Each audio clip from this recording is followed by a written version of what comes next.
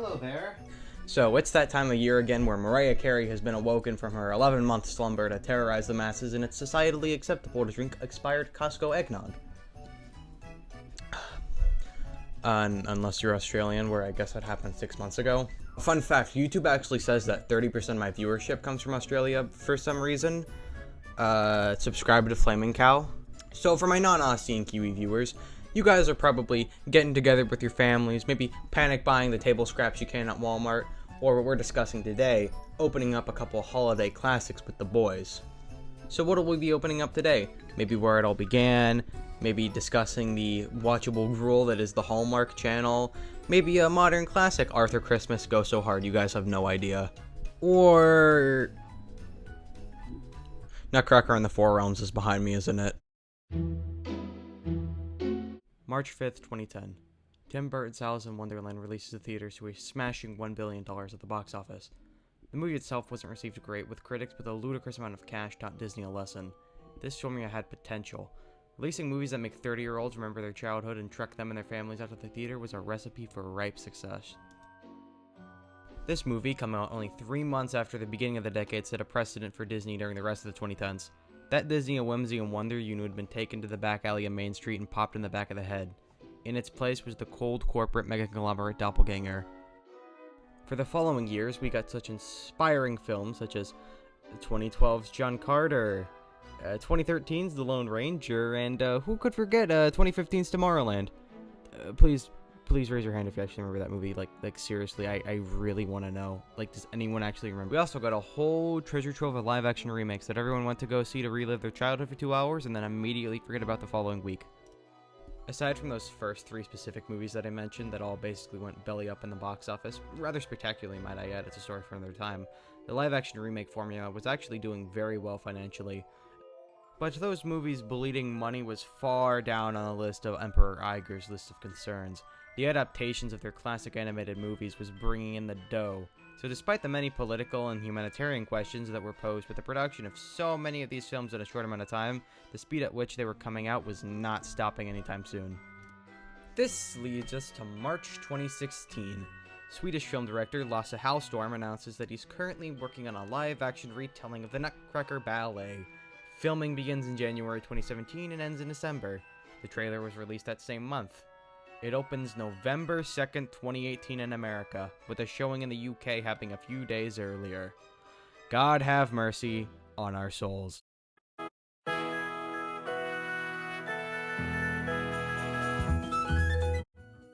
We open the film to an honestly pretty impressive CG flyover Victorian London, where we see where 1/5 of the movie's budget went. The special effects cost a lot, people. Why do film companies keep thinking that driving their CGI artists to suicide with these unreasonable deadlines is a good way to utilize their funds?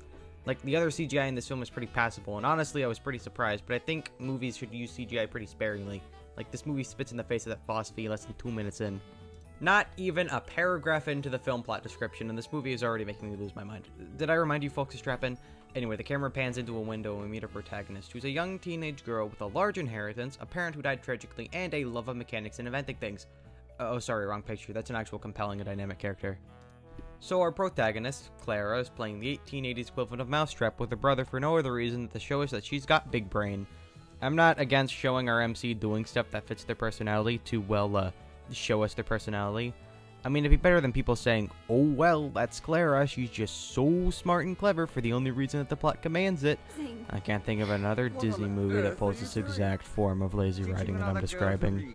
Moving on, Clara and her brother Fritz are interrupted by a servant girl ushering her and her brother down to the living room. Here we meet her father, who I just now recognized was actually Tom from Succession, and we learn some important things that we'll need for later. 1, her mom died on Christmas, and so therefore she obviously has to have a burning hatred towards the holiday, and 2, her mother entrusted her with an egg that was passed down to her from her mother before her. But what does this egg do? Well, Clara and company take a nice horse and buggy ride down to Morgan Freeman's party house for his annual Christmas party, and also so he can conveniently help her figure out what this thingamadoo actually does. We then get another scene of Clara demonstrating her one defining character trait, and just a tip here, writers, never do this. If you've already introduced a character into your story and we've learned their basic character traits and abilities, don't demonstrate it twice to waste time, especially if you're making a movie that's a shorter runtime than a Scott the Woz video.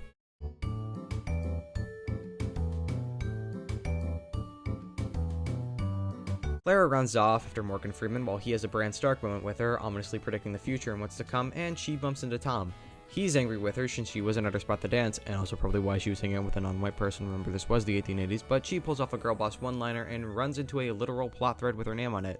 So she follows it for some reason and wanders in through a dark hallway into the namesake Four Realms. Here's the part where I inevitably gush about the visuals. One of the few redeeming parts of this movie is just how everything looks and how vibrant and bombastic the colors are, reminiscent of the original ballet. While this is absolutely not an accurate retelling of the original story, it kind of warrants its own existence just on how it interprets the world of it. I'll talk about this more at the end, but just note that I'm a fan of where this movie took itself stylistically. After a bit of wandering, Clara finds a key attached to a Christmas tree, which is conveniently the one that fits inside her egg. But that would be too simple, so Mickey Mouse grabs it to pad out the runtime. After pathetically chasing this thing through the forest until she bumps into Philip, whose name I had to look up because I don't remember a single instance of them calling him that in the movie.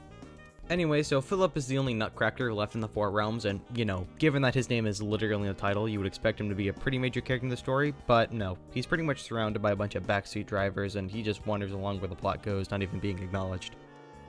Philip and Clara go hunting for the mouse, and Philip learns that Clara is actually the daughter of Marie, who ruled the realms before her. They eventually find the mouse and chase it into a wedged tree trunk, but then the Rat King, which is a nod to the original ballet, scoops her up and takes her for a little ride.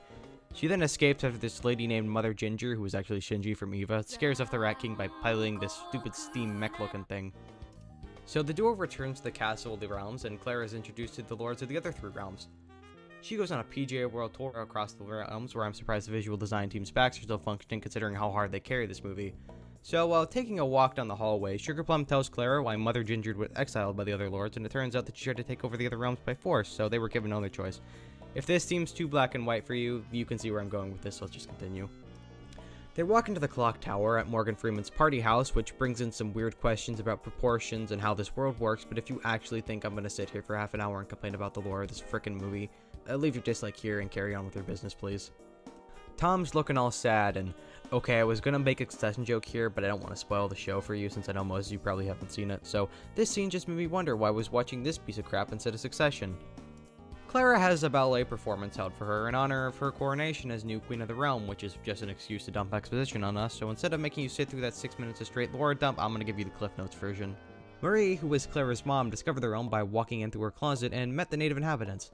She becomes queen somehow, just by showing up and having herself presumably made the unchallenged ruler, and then starts taking in the wonder and beauty of this strange place. Until Mother Ginger starts acting all crazy and they have to lock her out. Yeah, that's about it. There's more, way more important stuff that gets explained to us by verbal exposition, and the reason why it wasn't in the play is actually never explained. So after the show, Clara, Philip, and Sugar Plum walk over to this big device called the Engine. Now, the Engine was an invention conceived by Marie that brought lifeless toys to life, who are the inhabitants of the realm. Basically, it allowed them to turn toy soldiers into real soldiers and basically create their own Camino clone refinery. Now, this poses some very questionable ethical and logistical questions, like if Marie created these guys, then why did she meet them in the play, which has no mention of the Engine? Were there any original inhabitants of the realm, and if so, where are they? Why did the soldiers created by the Engine look like tin cans if the other inhabitants could basically pass for humans? What's that? The story was retconned to hell and back in this children's book? Yeah, I don't care enough, sorry. Now, they find out that the key that activates the Engine is actually the same key that opens Clara's egg, so Battalion is scrambled to push into the fourth realm and steal it back from Mother Ginger. Clara, Philip, and a bunch of soldiers armed with swords that look like they stole from the storage closet of a high school drama club venture off in search of the key. After some meandering, by that I mean the entirety of the army dying, Clara finds herself face to face with the key and Mother Ginger. She tells her that Maria is dead, and it seems to have some effect on her, which gives Clara the time to snatch the key up and ride off with Philip back to the castle. On the way there, Clara opens up the egg and finds out that nothing was actually in it. So once they get back to the castle, Clara gives the key back to Sugar Plum, who then reveals herself to be the twist villain the whole time, creating an army of tin soldiers. I'll get into why this is so stupid later, but just know that I have a bit to say about it. So Clara and Philip get dumped into cells, and after a quick fight, Clara decides to look over the egg again, and she then realized that it had a mirror inside of it. Oh, all Clara needed was herself. Bravo, Vince, you did it again. So deep. They unsurprisingly managed to bust out of the cell in 4 minutes with the help of Mickey Mouse and make like Ezio by jumping down the side of this castle with a bungee cord. Clara pulls a girl boss by sending Philip back under to Ginger to go die, since we now know that she was just misunderstood, while Clara personally confronts Sugar Plum.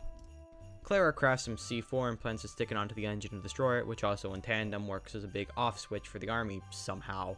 She then gets helplessly snatched by these uncanny and really terrible looking CGI tin soldiers before Sugar Plum goes on her cliche evil monologue. Clara tries to reason with her, using her newly discovered plus 30 charisma points to win her over, but to no avail. So she activates the engine and all evil and stuff, inadvertently activating Clara's sticky bomb and killing her. They throw a big party to celebrate the victory. Clara says some forced emotion lines to Philip and the other dudes who she met in the realm before returning back home. Clara reconciles with Tom, giving him his dance. Everybody's happy. Bada bing, bada boom, movie over. Oh boy, where do we begin? So from how it sounds, I must really hate this movie. And I do, but the reality is that I mostly just view it as wasted potential. There undoubtedly were hundreds of talented and passionate people working on this movie, and many of them clearly wanted to make it good. Obviously, the star of the show here is the visuals. I talked about this before, and I'm going to repeat myself here, but they're the embodiment of whimsy and charm, and I also really like the set, costume, and background designs. I also actually really enjoyed Helen Mirren and Morgan Freeman in this movie. While most of the performances are pretty mid, I did really like these two in particular, but that might just be because they're older actors and more experienced. Another highlight is the music, but more specifically the ballet scene towards the middle of the film that sets up the plot and lore of the world. While my criticisms of how it doesn't mesh with the story at all and how the audience keeps getting pulled out of it with the needless narration by Sugar Plum, the choreography itself is straight up impressive. They even brought on Misty Copeland, one of the best ballet dancers in America, to portray Marie during this scene, and her performance definitely lived up to the role. The music was done by James Newton Howard, who co-scored The Dark Knight and The Sixth Sense, which are both pretty A-tier scores in my opinion. While the score mostly is just taken straight from the original Tchaikovsky version, it does still hold its own as a modern version of it. Okay, that's about all the good stuff I had to say about it. Let's get into what you people really came here for. Alright, where better to start than the story? The story is so poorly told and explained to the audience that it makes the average Ace Combat or Metal Gear game look easy to follow in comparison. It feels like the writers took LSD while watching the original ballet and just put down what they remembered while adding in generic fantasy tropes into the final script. It's not tightly written or well-paced, it's like a symphony constantly switching between tempos, where the movie goes from a Hobbit-style slog to a blink and you'll miss a crucial plot detail Nolan-style movie. The world, while pretty, is basically just an iPhone wallpaper. It looks nice, but it doesn't have any depth. With a subtitle like The Four Realms, you would expect us to spend equal time in all of the stretches of land, but no, we really only bump through the fourth realm and into this hub world section. Also, the acting. While most of the actors are fine, including Clara, Keira Knightley as Sugar Plum just really turned me off for some reason.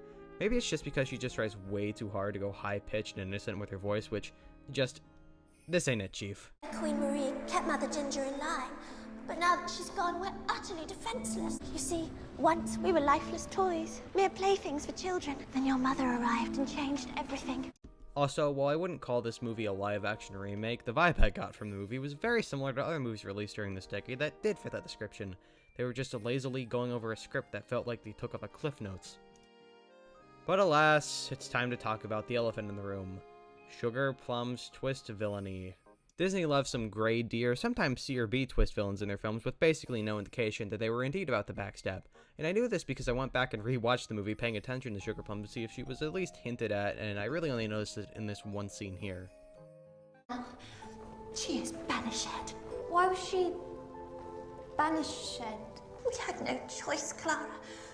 She tried to take control of the other realms by force, but when her evil intentions became clear, even her own people deserted her, and her realm fell to ruin. And by this point in the movie, the audience has probably already been put to sleep, so no one would really be paying close attention. There's no Citizen Kane parrot to save us, so this twist would basically come out of nowhere.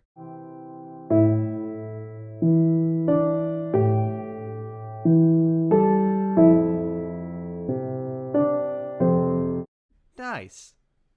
Man, this movie really sucks. Why did I even make this video? So you might be thinking, if you hate this movie so much, then why did you make a 15-minute video on it? Well, outside of obliging the YouTube algorithm gods, it was also done for much more personal reasons. You see, 4 years ago, I was asking my good friend Cal for good movie recommendations, and he said, go watch the Nutcracker movie, in quotes.